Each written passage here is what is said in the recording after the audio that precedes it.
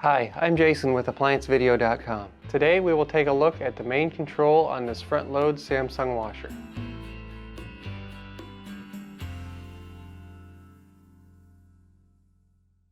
Stop. Before beginning any repair, be sure to always disconnect the power to the appliance. It is also recommended to test the outlet for proper voltage. Remember to also turn off the water.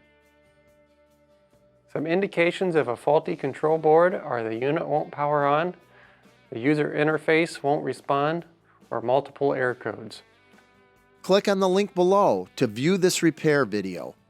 ApplianceVideo.com guides you step by step, giving you the confidence to avoid recalls and callbacks, also saving time on repairs. Whether you're up against an uncommon repair or the latest appliance on the market, our videos have been created with you in mind.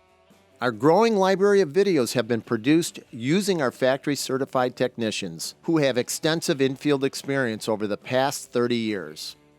ApplianceVideo.com provides high-quality repair videos that anyone can follow, regardless of their skill level. We are here to help.